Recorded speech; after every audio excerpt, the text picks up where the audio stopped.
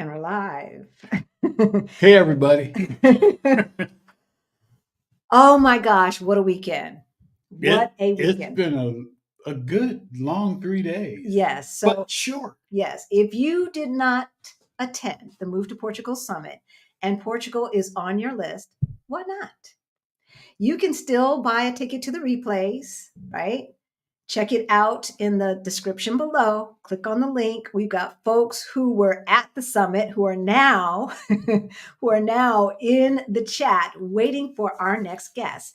We have a young family who has made, for now, Ecuador their home. But before, they have lived in Morocco, they have lived in India, and they did not have to pay 100% for that move. How did they do that?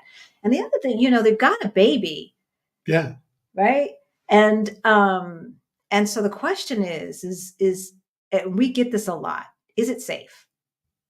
Is it safe? Why would this Black family move to Ecuador or Morocco or India? Right. So we have got a special guest for you. But first, why don't we introduce ourselves?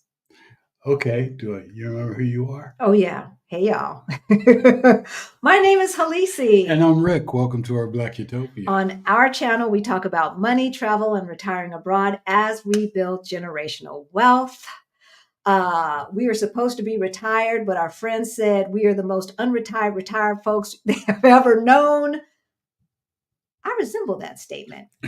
But first, if you are new to our channel, then you might not know about 7.5 years ago, Rick and I got a wake-up call. We were getting close to retirement age, and we looked at our money, and it looked crazy.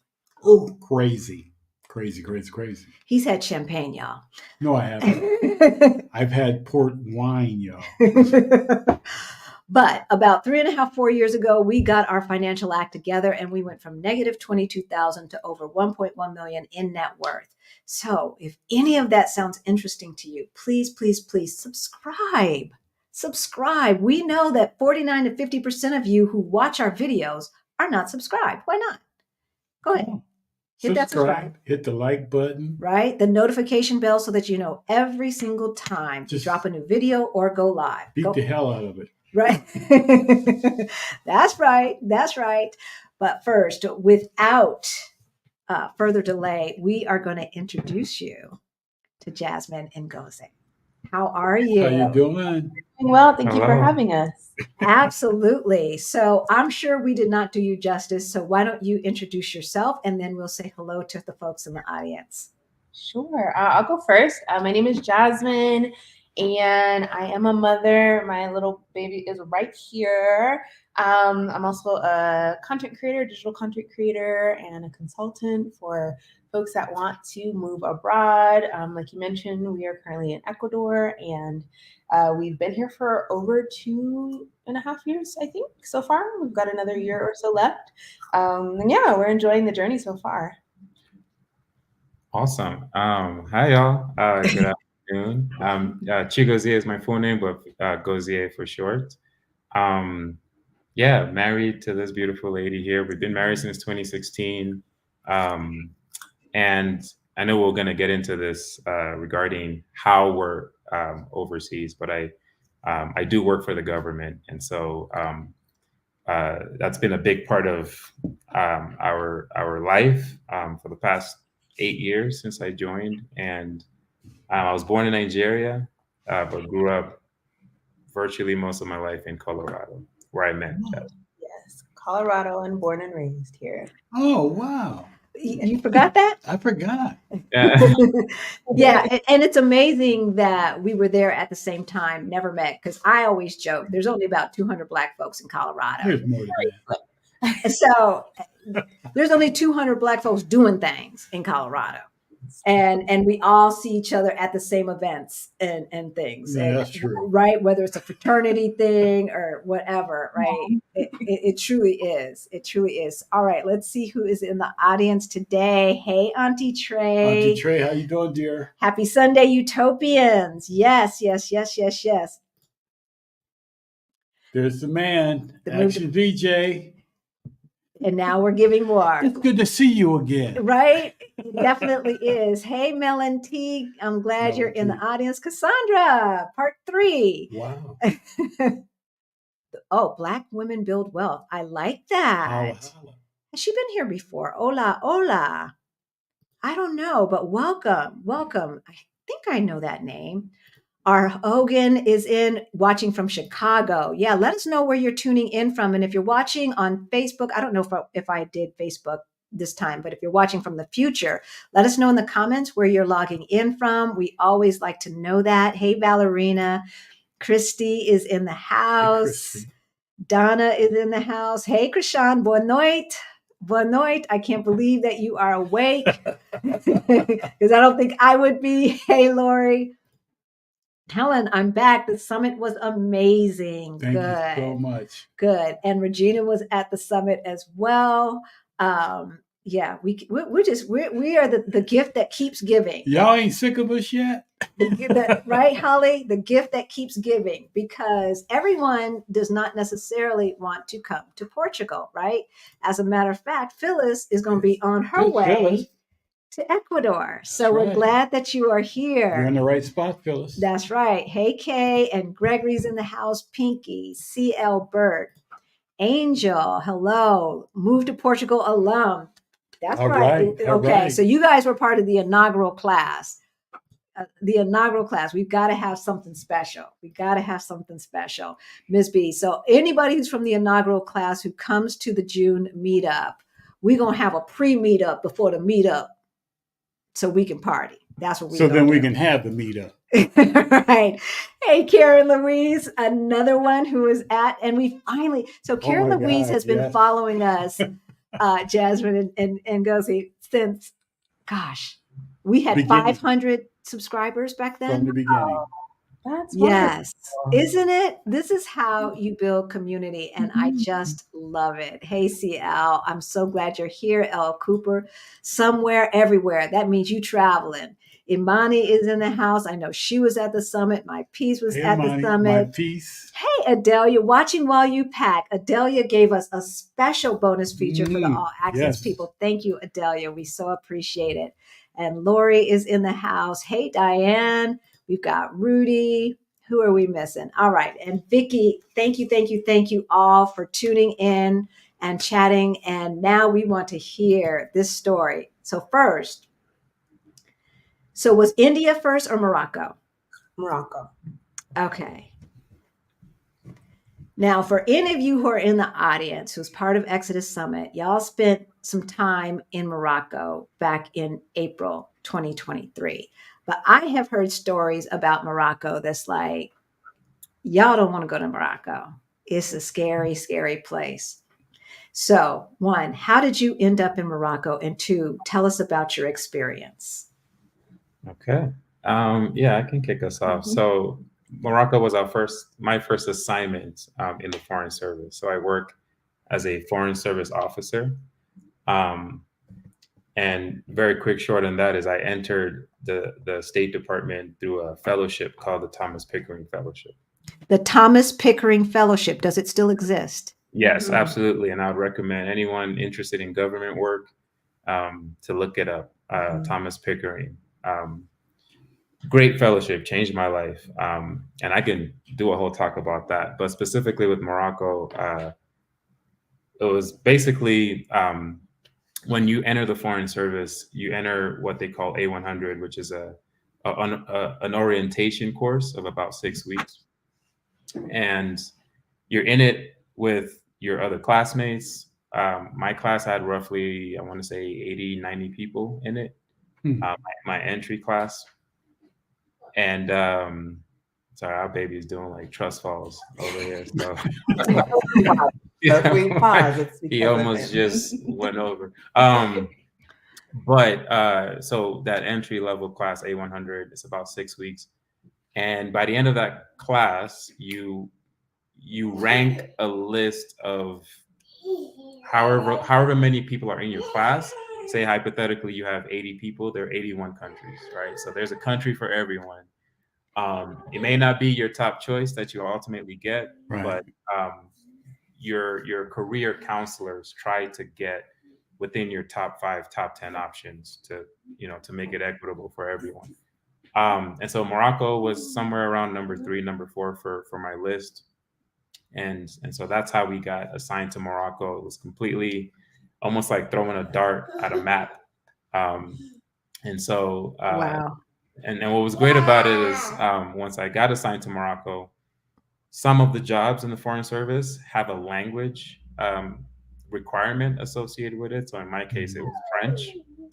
And so basically, the department told me I need to learn French before I go to Morocco. And so that's about a 6-7 month course where the department gets you to proficiency in that foreign language. And so I did French for a few months at in Arlington, Virginia. Mm-hmm. Actually got married to her right around that time because I went home for a weekend, got married over the weekend. Oh my gosh. I flew back to Colorado for that. Got married to her, came back to Arlington, finished my French study, and then we went off to Morocco. Mm-hmm. So that's the short of how we wound up there. Yes. An experience? What would you say? The experience. I would say, so we were there for 2 years. I loved it. I enjoyed it. It's probably one of my favorite places that I've ever traveled to, but because I had never traveled before outside of the US, and then I never moved anywhere else really, it was a big adjustment for me. So I dealt with a lot of culture shock and homesickness and depression and all of that stuff, which is primarily why the focus of my channel actually shifted, because I was doing like natural hair and beauty content on my channel. And then I was like, I'm so tired of this. I am not well. Like, I just need to connect with people. I wasn't able to like find a community really there. So the way that I did that was through making YouTube videos about my experiences and the places we traveled to and all of that stuff. So I think in doing that, and then me getting really excited about sharing my journey, really made for a good experience, because then I was like looking for things to do, and I was like super excited for, all of the cool things that there were to do, not only in Morocco, but the region as a whole. I mean, that's Right. how we started we traveled to France a couple times. We visited Portugal and Lisbon, and that's how we realized that we loved it. Yeah. Yeah. So many more things. So did you take French in high school? No. Did you take language in high school? Took Spanish. Spanish, yeah. Okay. Academic Spanish, right? Yeah. I know. For living. Exactly. Yeah. I know. And So it was 6 months to learn a language? 7 months. 7 months to learn a language. So 7 months for me, because I needed an extra month to get to the proficiency that the department wanted. Okay. So I had that extra month to extend. But normally for one of these transferable languages, Spanish, French, right? The Romance languages, they usually it's a 6 month training period, and it's like your regular job. You're doing 8 hours plus a day, just language. Learning a language. And of course, I know they test you and all that kind of stuff to make sure you got it. Exactly. Yeah. And so frequently throughout the 6 months, you're tested on your level. And so the way the department works, you're tested on speaking and reading. So no writing, but just speaking and reading. And so a 1-1 is kind of elementary. You're just getting your foot in the door. 2-2 is your 2 for speaking, 2 for reading is, you're almost there. You make a lot of mistakes, but you can understand, you can get in a conversation. Mm-hmm. And 3-3, if you have a 3-3 or 3+3, whatever, that means you're proficient, that you can have the conversation, you make minimal mistakes. And so they get you. The department does a great job. I would give them a lot of credit for getting you at 3-3 in 6 months with Romance languages. That's pretty amazing. That is. So do you remember it? 0. No, not at all. Got rid of it. Because now I'm learning Spanish. And I'm not a linguist at all. And I know some people say, when you've learned French, it's easy to learn Spanish. Not for me. I felt, No. yeah, for many months, No. trying to learn Spanish, the French creeps back in, and I hate it. And I got to That right? get rid of it Right? to learn Spanish. So, I took 7 years of French and I'd forgotten everything until I started taking Spanish. And then I'd say stuff in French that I couldn't even remember if I tried. Yeah. And exactly. it's like, she's like, huh? What are you saying? She says, I think that's French, Halisi. I'm like, no, it's not. Oh, it is.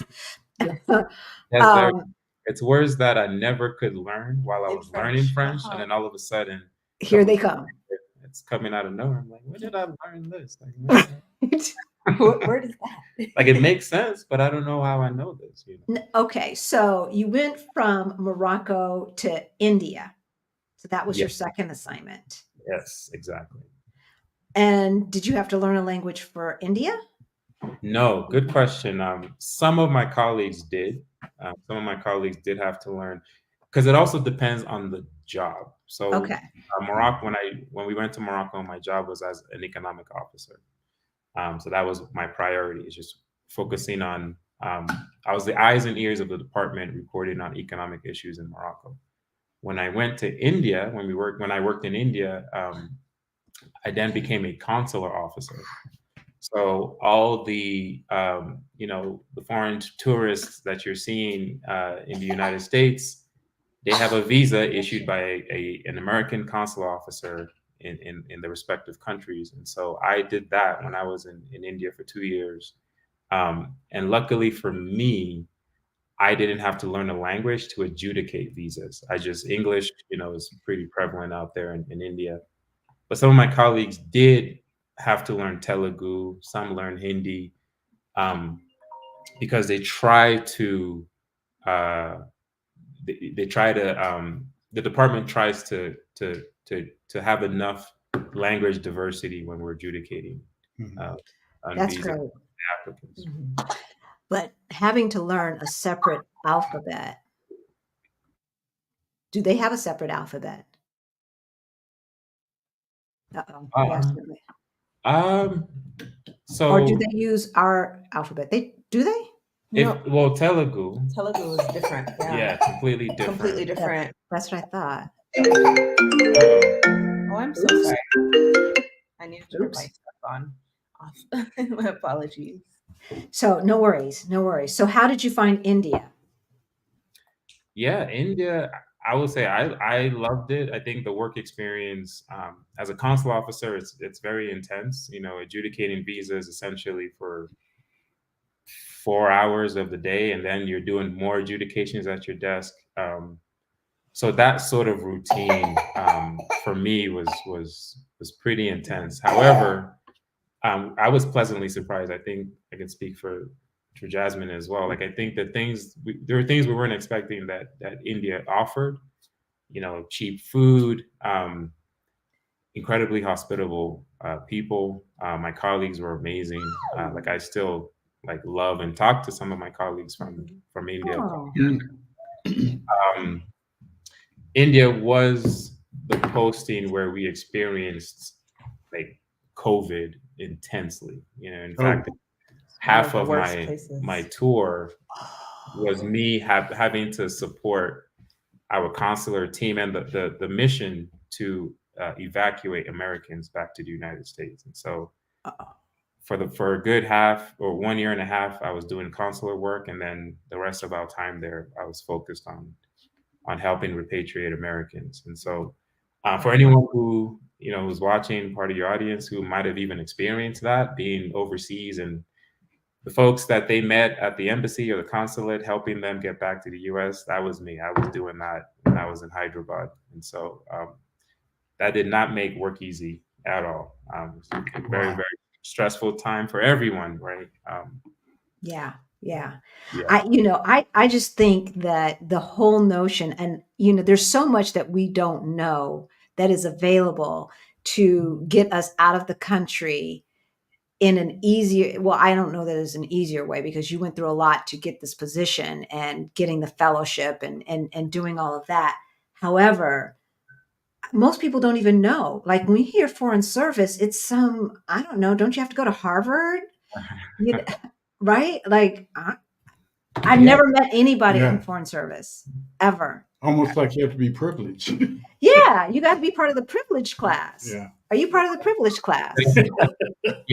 So my experience was just as y'all. Like growing up in Colorado, I had very little visibility to foreign service officers. The one and only time I really encountered someone who was a diplomat was probably in Nigeria when I was when my father, because my father was actually awarded the diversity visa lottery. So that helped us come to the United States. But even in that, like as a young kid at around 8 years old, maybe that was the first time I ever encountered a diplomat. But that was about it. Living in Colorado, growing up in Colorado, never really experienced that. To answer your question, certainly don't perceive myself to be of a privileged class. The department historically is known for being what do they say? It's like pale, male, and Yale. The way the department has been described historically, and so it has that brand of recruiting people who were of a traditional elite. I can say, fortunately, it's very different now. The recruitment is different now. Even things like the fellowship that I'm a beneficiary of. The fellowship is, I want to say, 20 years old, but it in of itself, the Thomas Pickering Fellowship and others like it that I highly recommend your audience to look up. These fellowships are intentional to try to recruit a broader, diverse audience to make the foreign service more like the melting pot that is the United States. And so I think the department's perspective on that is it helps us do policy better if we have representatives from all over the place representing our country overseas to other people. And so the look of the department is different. I would say the expertise is different, and I think we're made we're more effective as a foreign policy arm of the U.S. government in that way. Okay, that's lovely. And so I said in the teaser that they basically didn't have to pay for their move. Tell us about that. I did say that. So tell us about and then I want to hear about the safety, because I've heard, like I said, I've heard horror stories about Morocco. I haven't heard horror stories about India. I've just heard hygiene things about India. Okay. So let's talk about, did the department pay for your move? So the department does cover moving costs. Yes, they cover moving expenses. When you're on official travel, whether it's what we call PCS, which is like permanent change of station, the department supports, a certain weight amount. There's certain allowances that you get for weight and travel, but the airline costs, the flight to your assignment country is covered, as well as a few of your belongings. So fortunately, that's not an expense you have to think about. And then when you get to country, most assignments, at least from my experience, the department is supported with housing. And so in that sense, we're extremely blessed and lucky, because when you travel from post to post, these expenses are, and just the move itself could be such a headache, right? I mean, there's so many things to consider. But if you have government orders, similarly to the military, there are some of these expenses that you don't have to worry about. You still have to do the move, and it's not easy. But no, it's not. Every 2-3 years, we're constantly on the move, but we do have that benefit. Okay. So you get a housing allowance, or they pay for housing? So they pay for housing, but it does depend on the assignment. Okay. For example, when we lived in Washington, when you work domestically, most assignments domestically don't have a housing Housing. allowance. Right. So then you have to come up out of pocket. This is a big reason why a lot of people, a lot of officers would Want to go. choose rather to work overseas. Overseas. Yes. However, working domestically has its benefits because you're working on the mothership, right? You're working at headquarters, at the Right. State Department, contacts, influence, just the type of job you can get is the sort of thing that helps accelerate your career, right? And people understand that in the department. They can have that. I'd be taking that housing allowance. Whatever I'd be paying for rent or mortgage, I'd be investing it. And by the time like 10 years later, deuces, you can take your career advancement. I ain't doing none of that. I'm retiring. You know, in my case, it was blissful ignorance because I did do an assignment in Washington, and it was a 1-year assignment, but I didn't know what I was getting myself into at the time. This was much earlier in my career, and so I was a junior officer, and so it was soon after India that we did this, and so. But yes, I didn't even realize that how housing wouldn't be covered. Like that's how ignorant I was. And DC's expensive. DC Very is expensive. Oh, Cheap. Yeah. And then you hear all the news and all the no. So did you ever feel unsafe in Morocco, Jasmine? I would say this is a hard one because I do get asked this question a lot, especially because of the things that you've probably heard, and especially with women and Black women, especially. But for me, I would say no, and that's because I was always trying to maintain a good sense of personal preparedness and situational awareness. So I was always aware of where I was going, who had eyes on me, what was happening, and so I would say the most that probably happened to me in Morocco is just getting catcalled and things like that, which most women dealt with. But with my own experience, I don't take away the different things that other people have gone through as well, the different things other women have gone through as well. And so it's always a hard one for me to talk about because I don't have the same experiences that other women. Yeah. Well, you probably had more information than just a tourist too, right? And so that's probably a big part of it. Now, I've heard the Marrakesh market is just like, I have no desire. We've got friends who are from Morocco, and they keep saying, okay, when we come over, you're going to have to come visit us. And it's just a ferry ride, from Portugal over to Morocco. And yeah, I'll meet you and your family. Right. And maybe I'll go through the marketplace with you and your family because you guys are born and raised there, right? But otherwise, no. And that's how I think we travel as well. I would say I'm a pretty adventurous traveler. I like to try all the new foods and imagine myself going to all the places, but I know that I have to be wise about the choices that I make when I travel. And so I think that has also set me up for safer situations probably than most. And maybe that also lends to my travel experiences not being as exciting as other people's, but I'm safe. So I think that for me is first and foremost. Yeah, definitely. And look, we're Black. Yeah. Some people want to do all of this adventurous stuff because they have a privileged life and they don't have excitement. Being Black in America, you live on the edge of excitement because you never know where your head's got to be on the swivel from the police and everything else. So we don't need to create excitement like that. But being in a new place is exciting enough. And that in and of itself is an adventure.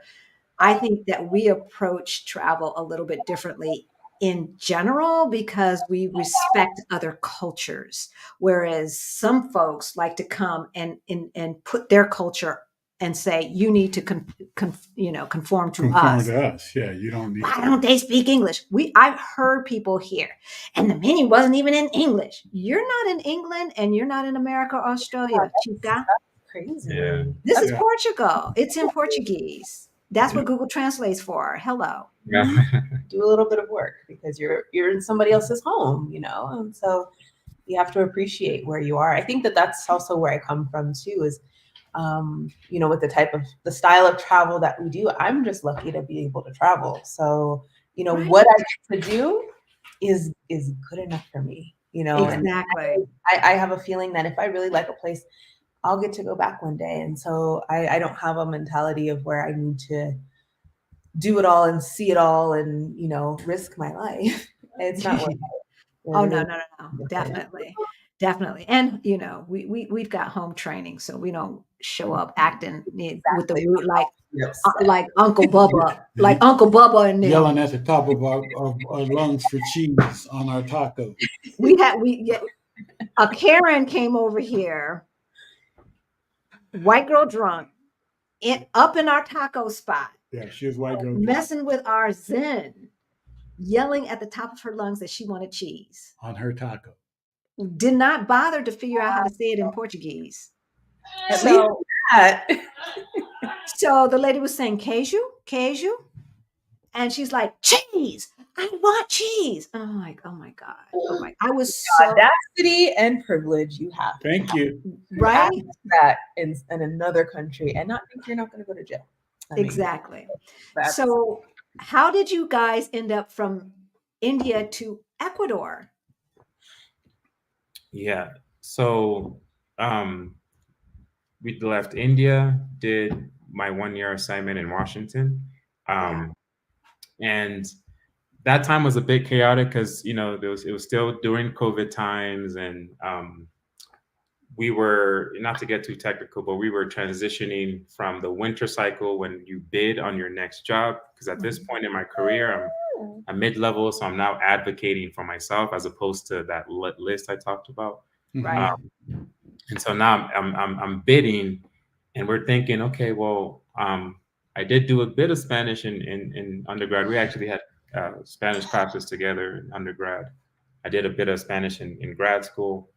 I had spent 2 months in the Dominican Republic where I interned as a result of my fellowship, which was a phenomenal experience. And so I always talked about figuring out how to enter the Western hemispheres again, how to enter Latin America. And so fortunately, I had a lot of colleagues who were supportive of that transition, you know, because if you can imagine, we'd done North Africa, we'd done, you know, South Central Asia.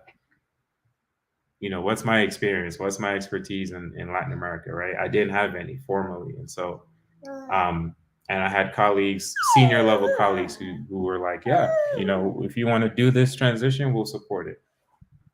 And so fortunately, you know, we're doing our research, trying to figure out what jobs were available at the time. And Ecuador, Quito fell on the list. And so we were very lucky because at the point where I was bidding, there really weren't any options. And so when Quito fell on the list, we figured, okay, let's grab onto it. Try it, Yeah.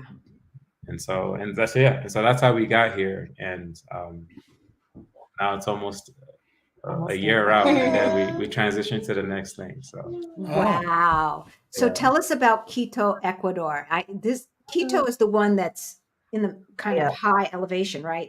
Well, you guys are Denverites. You used to that. Oh yeah, it was no sweat. exactly. Is it higher than Denver? I think it's 9,000 plus feet. Wow. Denver is 5,280, I believe. Yeah, 5,280. Yeah. Uh-oh. We'll go ahead and He doesn't like. So Quito, I know you guys have visited Cuenca. Quito is up in the air. Is it dry? Like you need good lotion dry? Look, we do dry. But it does rain quite a bit here. We have a nice rainy season, and that's really nice. Okay. I'm a lot more used to it now. Okay. Okay. So tell us about the cost of living. I can see the apartments look very modern in the background. I see through your window. I wish maybe that's a reflection. It's fantastic. We have a view of, I think it's the view of Cotopaxi, which is the volcano. Okay. Mountains. I mean, it's stunning. I'll have to share on my Instagram story later. But yeah, cost of living here. So it really depends. You Mm-hmm. can live cheaply. There's definitely like outdoor markets, things, places like that where you can buy your vegetables, your groceries pretty cheaply. Um, we don't. We go to the Supermaxi, the big sort of Walmart esque big, because it just has everything, right? Especially things for the baby. Um, and at that point, you're spending kind of like you're living in the States. It feels like even some restaurants could feel like DC prices. Surprising, Really? yeah, we were very shocked at that.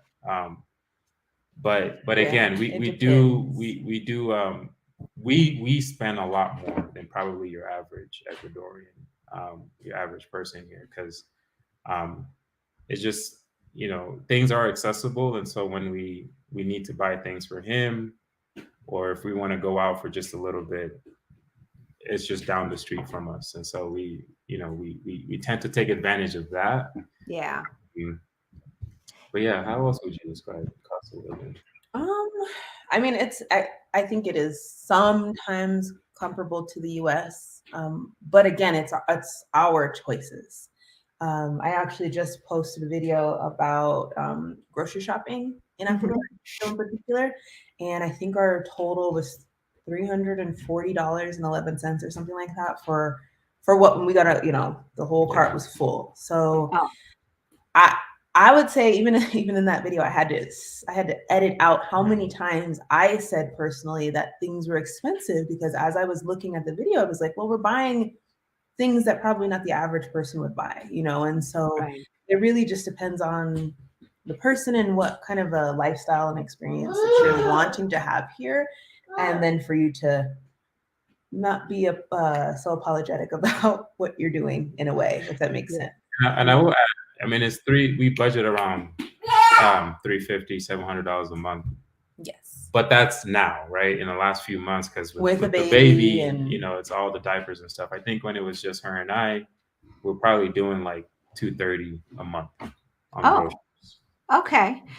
So Yeah. he changes things. He changed the Yeah, it whole takes a lot. equation, right? He changed the whole equation. A little different because it's his food, it's his diapers. Right. quite a bit.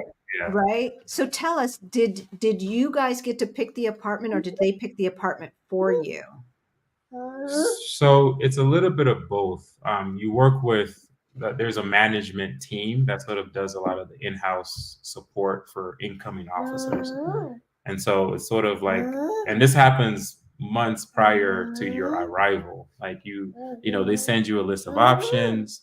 You have the discussion about what your preferences are. If you're a big family, do you need a bigger home to house all Right.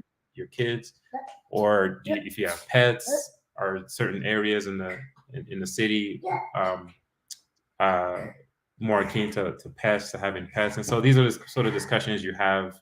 You fill out a survey that sort of explains these things, what your preferences are, and they do their best to try to assign you to a location. Most of the diplomatic families, they live in the same vicinity, and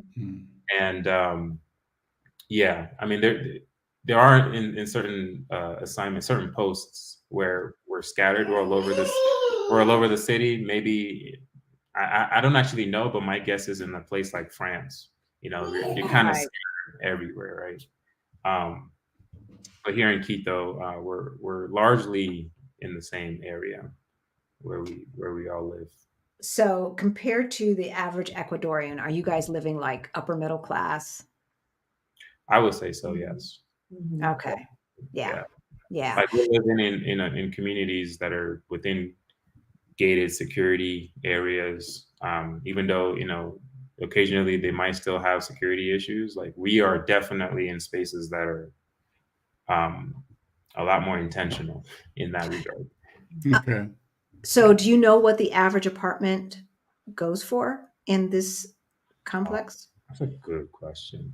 We say that it's what do you say, like housing that we get is comparable to what it would be in DC.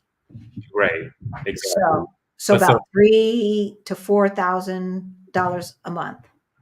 probably, Roughly, yeah. yeah. And how much space do you have? Like, is it 3 bedrooms? Mm-hmm. Three bedrooms. Yeah. 3 bathrooms, a good sized kitchen, living room, another living room. I've seen your kitchen in your video. It's my favorite part of the house. It's so Yeah. Okay. But I have a friend, I would say I have a friend, an American actually, who teaches out here. Mhm. And they paid for a similar size home. We're in an apartment, they're in a home, and he said around 180 for 4 bedroom house. So you can get it a little bit cheaper.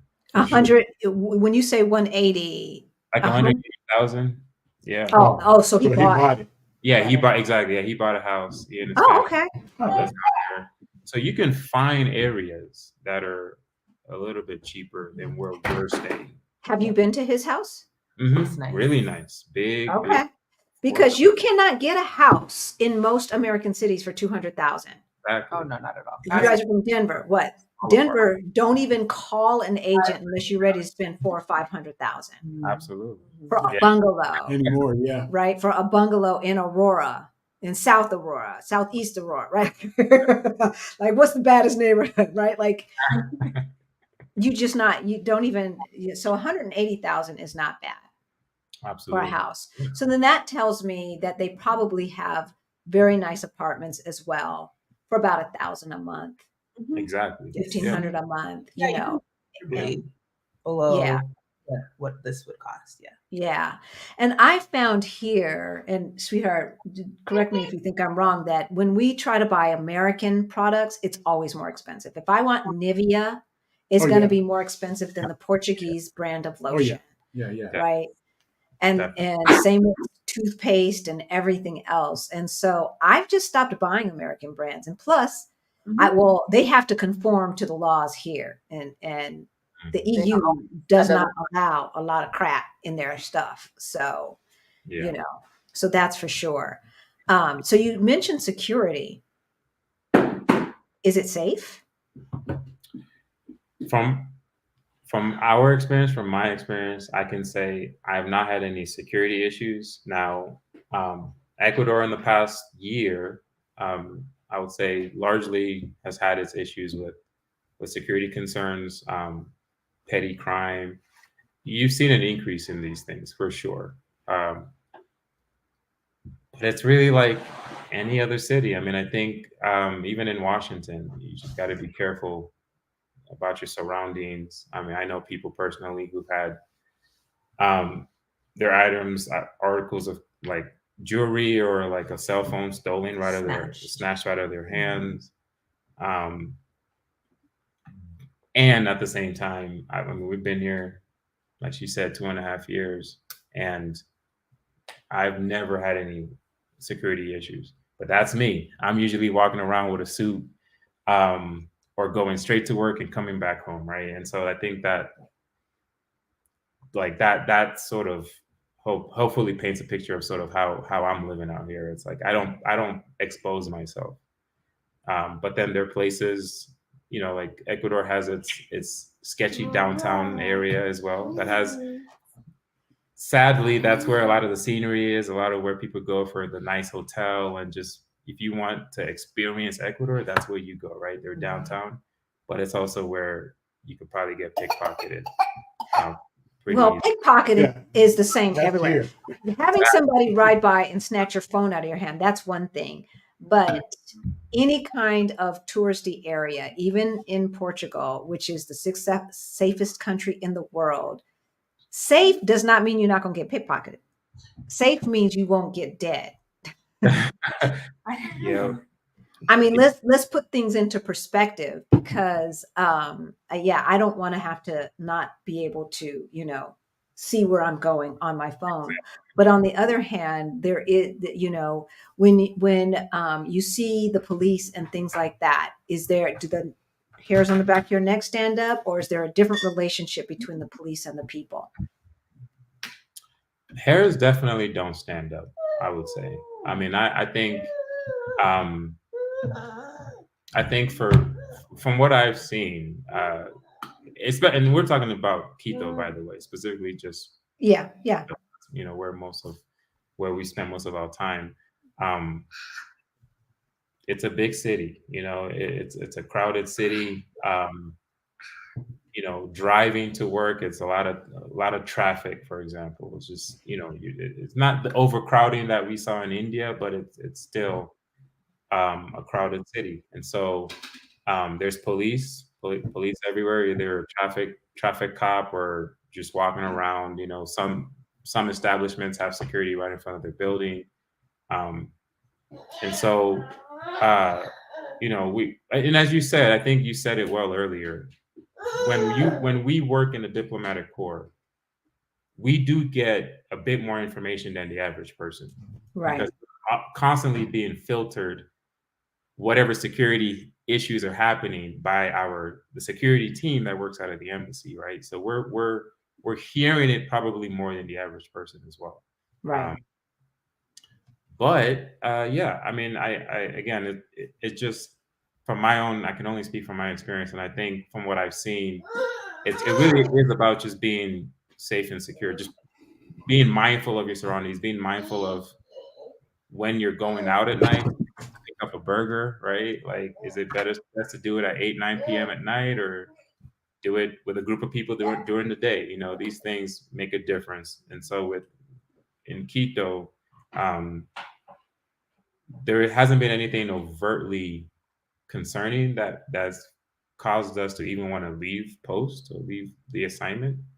But I think you would be ignorant if you assumed that these things aren't happening, or that you can't be a victim. Because again, I definitely know friends and colleagues who've been victims of things like that. And so, and I will put in this one. I will say this one thing. Quito, Ecuador is rated critical for crime. If anyone watching can easily find out the security status of a country if they visited, it's the travel.state.gov, and the department has done the work for you and basically tells you what the threat level is. And so on travel.state.gov, Ecuador is rated critical for crime. And so that hopefully, paints that picture and tells you. Interesting. Before you travel. Interesting.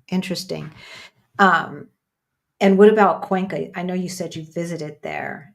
I think Ecuador in general is rated either high or critical for crime.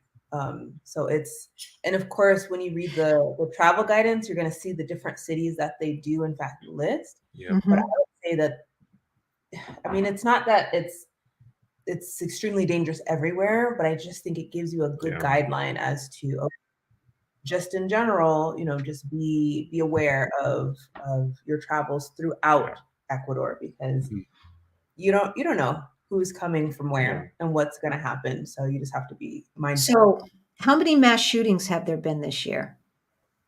Oh, I think that there was one that I heard of, and it was technically mass, but I don't think that it's not mass compared to what it is in the US, numbers wise. I really don't know. I mean, it's like she said, like, it's not at the same rate that you hear about it happening in the United States. Now, so Ecuador just went through elections, and in the past few months, there were multiple, what am I trying to say? Assassinations, or even attempts at assassinations of political figures. Exactly, political figures, right? Really? And kind of like what she was saying with the threat level differing depending on the city. Manta is one example where we did have a political candidate who was assassinated, right? And so then the threat level changes. Right. The security issues happening given that time. And this was several months ago when this happened. Yeah, I read about that. Is that exactly. Were the Yarbrough there during that time? Or am I thinking about El Salvador? I think I'm thinking about El Salvador. No, I had read about that, the assassination of the guy that got. Wow. Yeah, Manta is a pretty popular place for Black expats. There's a really popular Black expat Facebook group. Um, it wasn't talked about in the group necessarily, but knowing that so many Black Americans, retired Americans, do in fact live out there, it was kind of like, oh wow, it feels closer to home in a way when you hear about stuff.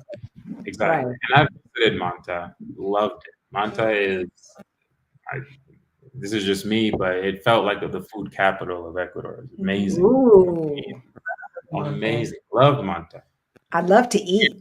It happened. You know, these incidents happened. And so then it increased the threat level. Right. But yeah, exactly. Like, I think that's a good example. I would even say, like, when we visited Portugal, I don't know if Jasmine ever told you this, but we witnessed someone being pickpocketed. We got it on camera. Got it on camera. So it's like, Really? And it's still one of our favorite travel that we've Oh ever yeah. done. Oh yeah. You just like, I just don't, my backpack, my purse and stuff, the zipper is next to my back, not on the outside. You know, you just have to be mindful. I snap my pockets. It's just, you know, keep my stuff. Yeah. I've never been pickpocketed. I don't even think anybody has ever tried because I go South Central. Yeah, and I mean, you pay attention. It's important to pay attention what the locals do. A lot of locals here carry their bag and they carry it in front of them. They don't carry stuff in the back. They don't carry big. You can always tell when Americans are in town because they'll have their wallet sticking in their back pocket, and it's like, come on now, come on. Exactly. Do what the locals are doing. No, it's true. If they're doing it, then you know, you probably should be doing that too. Exactly. So Valerina says, I lived in Mexico City in the 90s with a foreign service officer. Okay.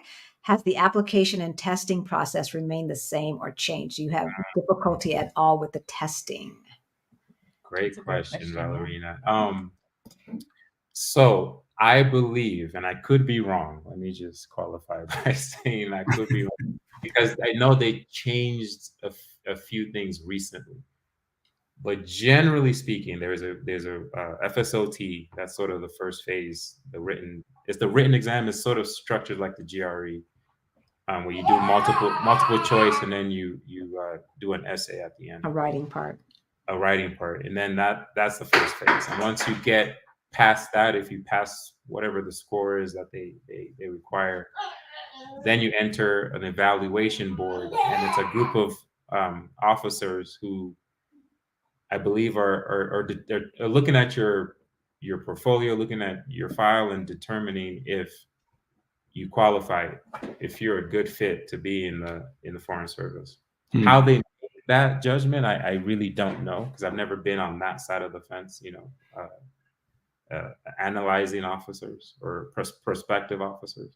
But then once you pass that evaluation board, you enter the oral assessment, which is an in-person test that's several hours, you know, in a day where you do a series of testing with officers, proctors who are basically monitoring how you do on the test. And so that final part is mixed up of I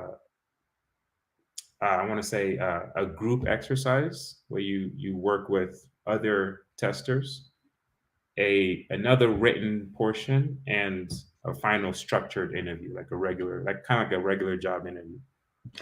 I'm picturing in my mind Men in Black. You remember when they all go in there and they're trying to, you know? Yeah. Fix the pencil. That's good. That's a good analogy. I mean, it really is a lot of testing, especially that last part, that oral assessment, because you're being monitored, right? They're surrounding you, they're taking notes, and the idea is to see how you work in groups, right? You work with a team, and then when you do your written portion, it's sort of a quick hit. How would you respond, you know, in a cable, or essentially how would you respond given these set of parameters issues, right? Exactly.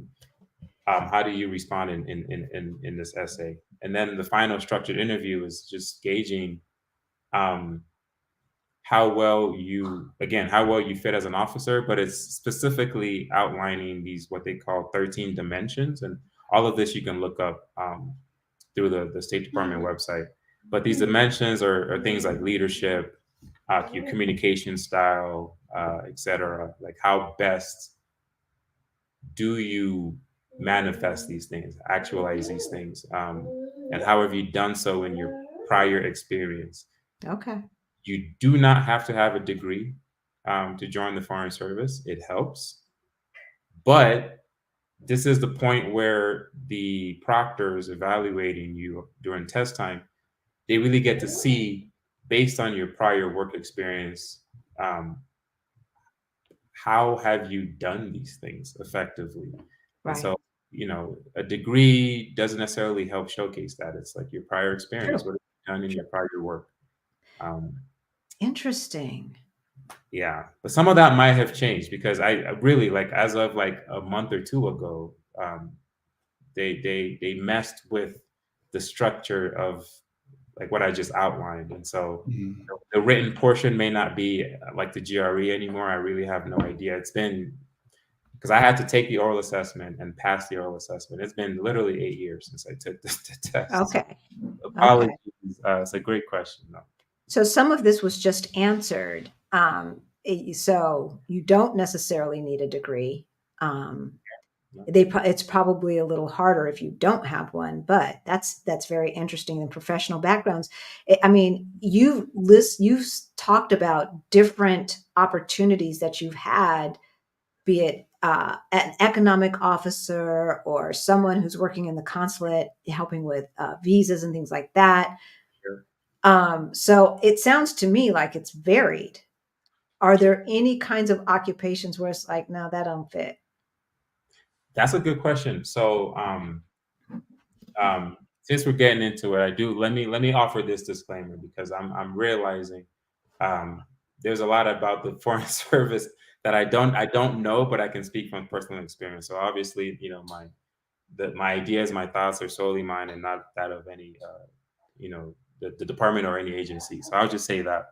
But it's a great question because when you enter the Foreign Service, you sort of select a house you want to enter. So it's sort of like Harry Potter, right? Where you're Gryffindor, you're Ravenclaw, you're sorted. A man after my heart. You're sorted into a house. And so the five houses are political, economic, consular, management, and public diplomacy. Okay. And then you have the opportunity, if you are a specialist, you can be an IT specialist, a medical specialist. There are also specialist jobs that you can do as well. In my case, I'm what they call a generalist. So I hope I didn't lose y'all. No, that was me. That was me. Sorry, y'all. Sorry, no. y'all. I kicked our internet cable. But I hope you caught some of that. So 5 houses, we got that. Yeah, so the 5 houses, and so when I entered, I picked the political house. And so to answer your question, it really depends on the house that you pick. Okay. You can do one of these 5 houses, or you can be a specialist. So there are bountiful. There are many jobs, many types of jobs that you can take on in the Foreign Service. And when you pick a house, it sort of forms your career path, right? Now, I say that, but then through my own experience, I've not actually done, in my 8 years in the Foreign Service, I've not actually done work in the political house. So the house I belong to, I've not actually done work as a political officer because I've done everything else. I've been super curious about every other type of job. I'm currently a public diplomacy officer. I worked as a consular officer, which is a requirement within your first 2 tours because there's always a need for consular work. I've done economic work, and that's where I was directed. That was my first assignment. So they told me that's what I'm going to do. And then I've worked in Washington, where when you work in Washington, all those houses, that kind of goes out the window because they're specific Washington jobs that you do. So I've not actually done political work, and it's what I'm now, as I'm slowly extending, it's now what I'm trying to focus on. Otherwise, I don't get promoted. Wow. So Okay, interesting. I recently went walking at a nearby park to get some sun. The only thing on my mind was the potential of a mass shooter. It was very stressful. Thinking it's safer in Ecuador. wow. I think, it. Okay, so Sherry, on the Earth Awaits, it has safety levels on there and it's measured against New York City. So if you look up Cuenca or Quito, I'm sorry, I'm pronouncing it in Portuguese, Quito, Ecuador, you will see their safety rating. And dollars to donuts, it's safer than New York City. And even with all of that. I do want to chime in too, if you're interested. I have a video on my channel that's titled Safety in Ecuador. So you can look that up. And then I give a lot of the information we shared here and then my own personal experiences as well. Okay. Yeah. So that's video. So yes, and that's the Jazzy Nation. yes. Would you retire there? Great question. Because would we retire in I don't know that I would retire in Quito where we currently are. So technically where that couple that we talked about earlier that also has a YouTube channel, they're in a city called Cumbaya. It's about 20 minutes away. It's still technically Quito, but that is a place that I would retire to. The weather is really nice down there. So here in Quito, people always laugh at me because they're like, how did you not know this? But I was surprised to know that, or to learn that it is chilly. And it makes sense because we are in the mountains, when you think about the elevation and the fact that we have the view of the mountains and everything, the temperatures do reflect that. And it can be hot at times. We're very close to the sun as well. But I prefer the temperature in Cumbaya a lot more. It's a lot warmer. It's I think it's drier down there though, so you do have to. Interesting.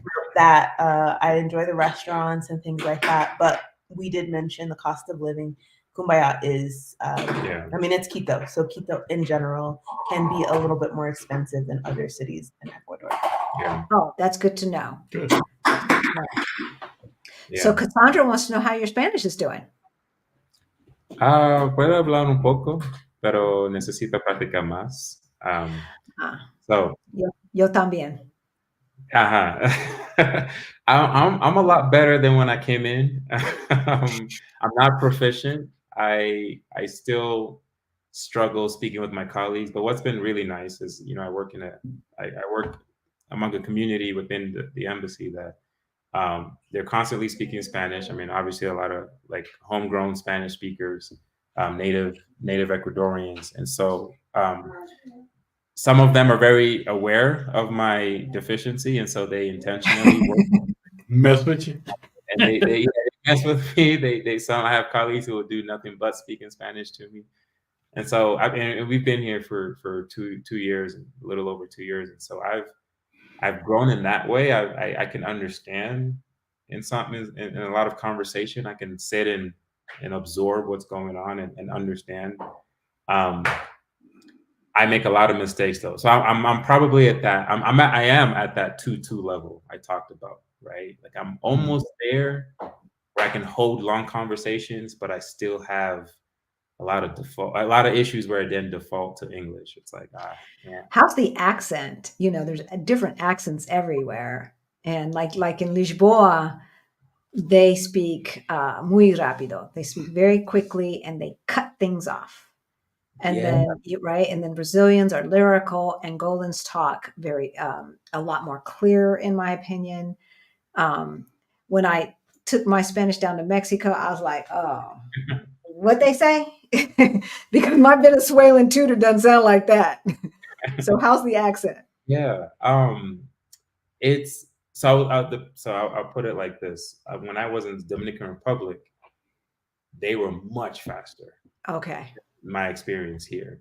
And then when I study Spanish, oftentimes I hear a lot of my colleagues say, "Well, that's Mexico Spanish.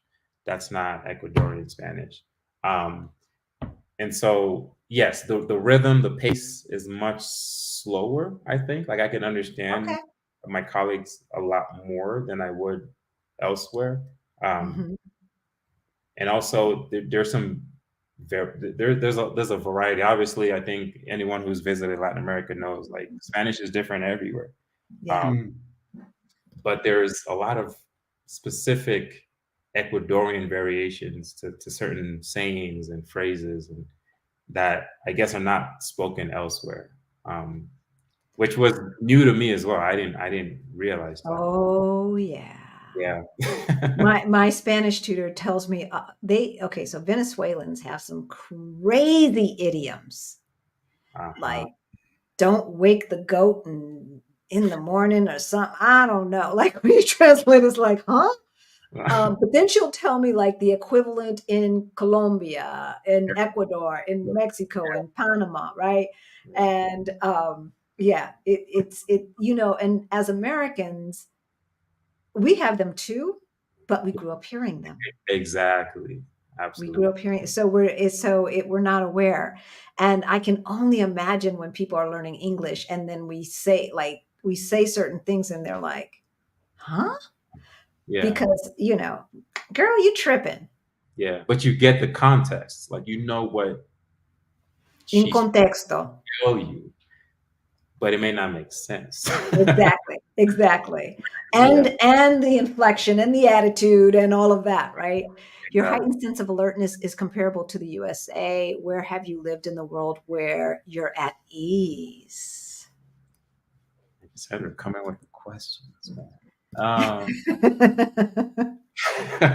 Um, so the first part of the question, I will say yes. Again, and I think for me is because I am constantly, probably on a daily basis, seeing that security filter that Right. your average person doesn't get, right? So, and Jasmine probably she has a perspective on this, but she took the baby, so y'all just got me. Sorry. Um, It's but all yeah, good. so I'm constantly thinking about it, and like for example, like our apartments are outfitted with alarms, and so the management team at the embassy is reminding us, to make sure our alarms are working and things like that. Even in the United States, just as a private civilian, you're probably not being told to check your alarms every day, but No. that's what we get, Right. which Right. I'm very fortunate of. We're very lucky to have that sort of overhead. And then the second half of the question Cassandra asked, where have we lived that we were at ease? Um, so it's a hard one for me to answer because I'm Nigerian and I was born with being alert, like just having that third sense or second sense, whatever it is, because that's just how I've naturally grown up. Is just having Right. that radar, like, hey, Right. you can never be too careful. Right. Um, and as a black person, like that's just been my reality. It's That's like, the Yeah, that's the it's fair. default, yeah, unfortunately. yeah. I mean, it doesn't matter anywhere we've lived or visited in this world. I know at any point anything could go down, and so again, I'm very blessed to live and work within a bubble, and that I'm usually just kind of on my way to work or from work going to a meeting and then going back to work. So I'm not so exposed, Right. if that Right. makes sense. Yeah. And I'm Well, usually with a colleague or, going to a meeting and things of that nature. And so, I think I differ a little bit with what Jasmine said earlier in that with Morocco, for me, um, I would say that was probably the one place that we've lived where I felt the most secure, because Morocco is an incredibly safe place. From my purview, it was incredibly safe. There was hardly any issues in the 2 years we were there. I think there was one gun incident in 2 years that I'm aware of. Uh, and um, and then Casablanca was you know, it had its issues, it had its problems, but I was just so far removed from all of that. Yeah. I'll say Morocco was probably that for me. Interesting. Interesting. But it was Casablanca, not Marrakesh. And even to put it in context, even here, the front doors of the apartments are like safes. So some places that we've lived in, they've had like bars that come out of the door and go into the frame, Oh, like six or seven, and you 10 click, of them. click, click, click. Yeah. It's like a safe door. Right. And then even the house that we live in now, there's a bar that goes up into the ceiling and down into the floor when we lock the door. Interesting. Wow. Right. And yet old ladies walk down the street by themselves at 10 o'clock at night. Yeah. So what motivated that design? I have never asked. Yeah, it'd be interesting to find out. I mean, it's just when we stayed in the Airbnb when we first came, it was like I was just amazed. It was like a safe. You know, because the States you got your Deadbolt. your deadbolt lock and your normal handle lock or whatever, and that was it. Right. But we came here and we got to turn, and you keep turning, and you turn it Some again. more. Then you take your other hand and you turn it some more. It's like, geez, how long? And it was like that in Spain too. It was like that in Spain. Spain had them where they had They the had all bars these coming bars out. would come out and lock. It's like, ain't nobody coming in here. Truly. Okay. Couple more questions, and then we're going to talk about where next. Heard Ecuador was voted or is about to vote a law to allow anyone over 25 to carry a gun. Oh, how do you think that will impact security? Oh my goodness. That's gonna be crazy. You know, she's put me on the spot because I heard of something like this. Because I'm not in the political section, I haven't been following that closely. But she's right. There is something regarding gun, the permitting your average civilian to carry weapons. I think I don't know. I mean, I would guess if implemented, something like that were to be implemented, it'll feel like the United States, where you have Too many guns. Exactly. And then of course the question of accessibility, right? Like I think in the US, obviously it's more accessible. Ecuador, I'm not so sure. I don't know where people would be getting it from. But And that's the other question. Can the average person afford to buy one, right? Exactly. But On the black market, it's going to just open that up more. Maybe. Right. Possibly. Exactly. Maybe. What sort of restrictions might exist for someone to be able to get a gun into their hands? Because it's super easy in the United States, but what I found is overseas, it's actually much harder. Yeah. To get that permit. So I don't know. It's a great question, though. I really don't. That one, I really don't know. Okay, so they say in Milan the apartments have the same doors. It must be a European thing. Because look, you are locked up in here. You are locked in. Yeah. I remember visiting my brother in Texas, and the man had like a voice automated door, and he was at work, and he's still opening his door through his cell phone. Oh yeah, that blew my mind. Yeah. You're not safe. How long will you serve in Ecuador? And of course, what we wanted to talk about, what next? What is your preferred next country? Yeah, so it's a 3-year assignment for me in Ecuador. So we're here until the end of next year. And the next country, I don't know. This is the great thing and the horrible thing I think about working in the foreign service is that you have a lot of job security and you're going to get a job. But I'm actually in the bidding process right now. Literally, like in the past month is when it started. And so we're all bidding around the world for our next assignment. And so you bid a year out. Okay. Where your next job is. And I've interviewed all over the world. I've interviewed in European countries, interviewed a few jobs in Latin America, and we're literally just waiting. for whatever that next assignment will be. I would say for Jasmine and I, we don't necessarily have a preference.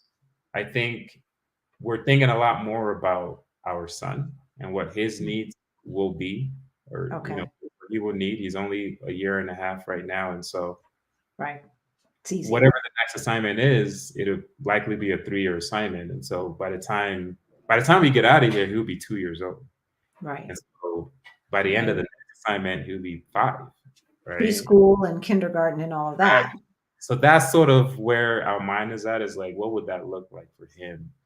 And then just having, being in a place that continues to allow us the ability to travel and experience and explore.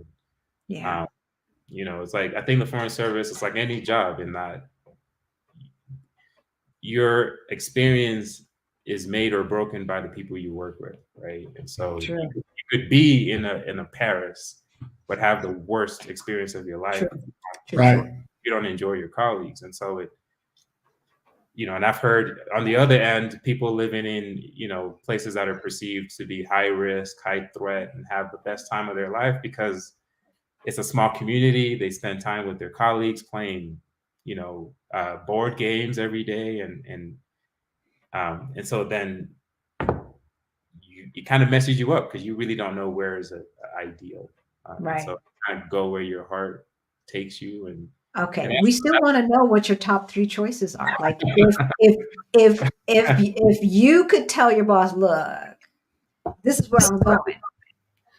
Well, okay, so for me, and this is purely from my job lens, because Jasmine has her perspective. So if she ever comes back, she'd ask her this question.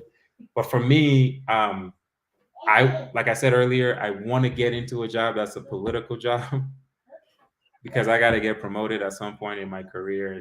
And so I want to be able to continue extending. And that's how you do so. You work in your house. So I want to do that. And also the jobs I've been looking at, some in Latin America, for example, there's one in Costa Rica that I'm a job I'm eyeing that's specific to the narcotics. It's INL, it's International Narcotics and Law Enforcement. It's the position. It's the job I can get. I would love to do that. I think that sort of work would be really interesting, particularly in this region. That is on the radar of the department and the secretary. And then there are other opportunities. Like there's one job we're looking at in Germany that is it's actually at a military, cold, very cold, but the job itself would be perfect for me because it's looking at it's working with AFRICOM, and so I'll be working on terrorism issues from the military base in Stuttgart. So and then we could come visit you, and you could come visit us because it's just a cheap flight. And I know Jasmine thinks highly of this place as well because it offers a lot of travel opportunities. So for those reasons, I think those are like the top jobs that I'm eyeing right now, but it really depends. Each of these jobs have literally 20, 30 people bidding for them. Yeah. That's their problem. You tell the universe which one you want. I love that. That's good. It's good to have that optimism because it's like you really don't know, You tell the universe which one you want. Yeah. And the universe will comply. Yeah. All those other people, that's not meant for them. Absolutely. They have other blessings. Absolutely. And they don't even realize they're not supposed to be there. If you're supposed to be there, look. Yeah. Because I'm going to tell you, 4 years ago, there's no way on God's green earth I thought we would be in Portugal. Much less doing YouTube. Like this is what this is what our youngest son was supposed to be doing. And his old behind parents are doing it, right? So speak it. Very true. Right? And we will agree with you. Very true. And if Germany's your first choice, or if Costa Rica is your first choice, then that's what it's going to be. That's what it's going to be. I love that you're saying that because there is actually a period where if you don't like this, we're sort of in the first round of the bidding process, and so all the interviews are happening, and by mid-November, we learn around the world, officers learn where if we're getting what they call the handshake, which is sort of the unofficial agreement with that post that they want you want them. But what you're saying is spot on, because if you don't get a handshake, it's easy to feel like, oh, no one wants me, I'm a terrible person, like what's wrong with me? But the reality is even the jobs are scrambling because their first pick might pick somewhere else. Mm-hmm. They're looking down their list to see, okay, who else is available? What are the good person is available? And so I've heard a lot of stories where people say that second half, that second bidding, people wind up getting a dream job that they didn't think they would get. And so, yeah, I agree. We have our top, but it's sort of also who I am. My personality is just like, I'll go with it. I'll roll with it. Whatever comes. So, did she kick the internet again? It froze. Oh no. Uh-oh. Took a few seconds again. Oh, no. He's been crazy. We'll go on mute until they come back.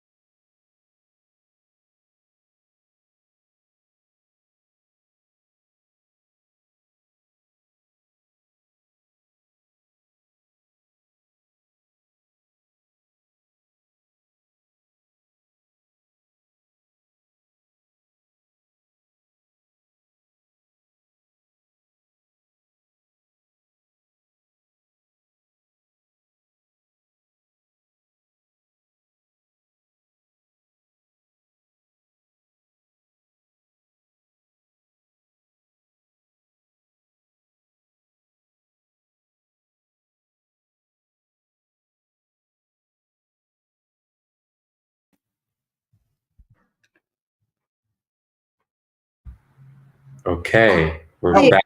you know what? That They was don't want to crazy. hear this good word. They're trying to stop us from getting this good word about how we can get ahead here. It's like, Lord. I just thought you kicked the internet again. No. No, no. I think we need to get a new adapter because we're wired in, Okay. and yeah, and so the new computers, they don't have Ethernet. They don't have Ethernet. So you have to get an adapter. How you work them? I don't even. Right, and all of that stuff. So we were wrapping up anyway, but okay. So Costa Rica and Germany are your top two choices. Yeah. So far, the jobs are ideal for career growth, and it allows for Jasmine, her promoting her brand and exploring. I think these are easier places that allows for that. So yes. Yeah. Okay. Well, we gonna speak it into existence. I want yeah. everybody to be in agreement on this Great. channel, right? And so once again, what is the name of the fellowship? Yes, Thomas Pickering Fellowship. The Thomas Pickering Fellowship. So Google it. Yep. If you know someone who might be interested, because I'm sure they're not getting enough of us applying. And this is an opportunity to be a high-class digital nomad. Yeah. Because this is not where you got the backpack and you're sleeping on somebody's couch, and this is high-class digital nomadic, and you get basically to be paid to learn a language. Well, now you've learned two languages, and I'm telling you, when you get to Germany, because we're going to be visiting each other. Yeah, please. And then we go to France, it's going to come back, because it's not like it's been that long ago. Right. It's not like me in high school and college and I'm 59 years old, right? Right. So if it came back for me, and I was never even proficient after 7 years, never. So it's going to come back. You're going to be leading us around Paris, and and I received that. I love it. And actually, another great thing about the Foreign Service is if I were to be posted in a French-speaking country, whether it's in France or North Africa, I might have the option of doing a shortened 4-month training at the Foreign Service Institute in Arlington. And so the department is very, in that sense, they do support what you need. And if you have managers that want to approve it, why not?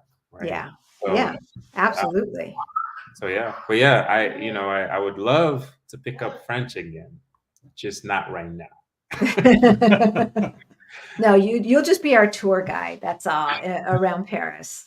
So, all right. Well, we are going to let you go. Thank you so much. Thank you so much. If you want to follow their travels, y'all, the Jasmine Nation, check out the Jasmine Nation and subscribe.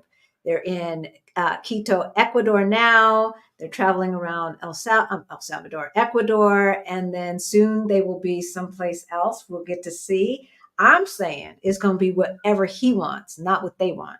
I love it. That's what I'm saying. I'm laying hands. Let me just take a second to just congratulate y'all. You guys are doing amazing. You're doing it together. It's beautiful to see that. I think. Thank you. I wish my wife could be here to kind of finalize. She's keeping our baby alive because he's trying to kill himself. And he's a boy. I remember those days. He's trying. So she says bye. She okay. Yeah. We give her our love. Yeah, definitely. I'll just end with this. I have video of when our youngest was like that age. And this has been the days of the big video cameras. No, none of this. And he's trying to climb up the side of the couch. And I'm like, stop it, Jabari. No. Stop it, Jabari. No. I said, you're gonna fall. No. That's what they do. Oh no. That's what they do, they until they land on their butt, hit their head or whatever. Like, I'm going to try this. Yeah. I'm going to try this. So, anyway, well, thank you so much. Yeah. And hopefully you all learn that there are always opportunities to do this international thing. And it's just not cut and dry. So check it out if you're interested.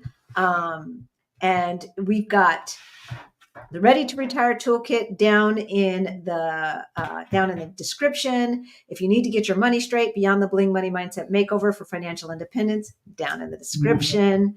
And our Move Abroad Toolkit down in the description. And don't forget to check out the Jasmine Nation. All right, y'all. We love you. We love you. Bye, y'all. Beautiful. Thank you so much.